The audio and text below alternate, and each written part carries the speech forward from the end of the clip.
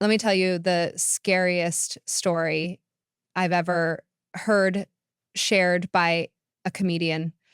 Mm, There was a man named Daniel.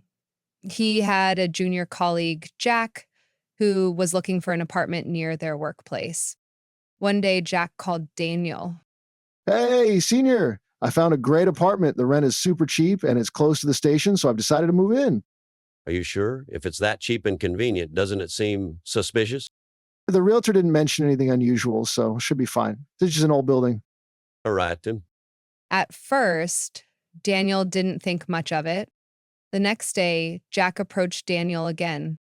Senior, I think something's wrong with the apartment. It might be haunted. That price did seem odd. What happened? Nothing major, but every night at 2 a.m., I hear a clonk sound. I thought it was just someone downstairs moving around. Jack's apartment was on the second floor in Unit 201, right next to the staircase. But the sound didn't stop, night after night.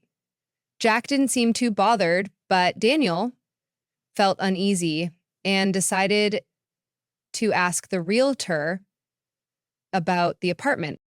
The realtor's response was chilling. That apartment, 3 people have lived there before. 2 moved out in less than 2 weeks, and 1 was found dead by asphyxiation. There was no water, no explanation. What?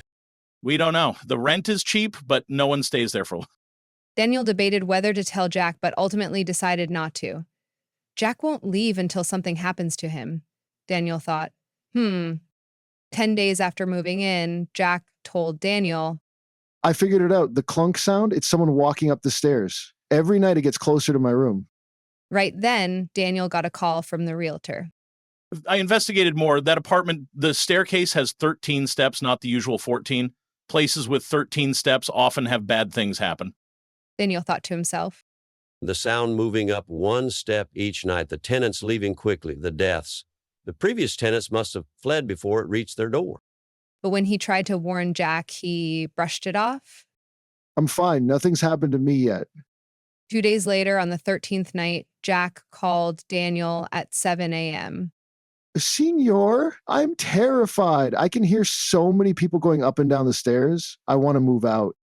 Today, it's too short notice for movers. Ask co-workers or friends to help. Just pack your stuff and go to your parents' house for now. I'll come help too. That night, after work, Jack stopped by to buy a protective charm and got home around 10:30 p.m. He stuck the charm on the wall.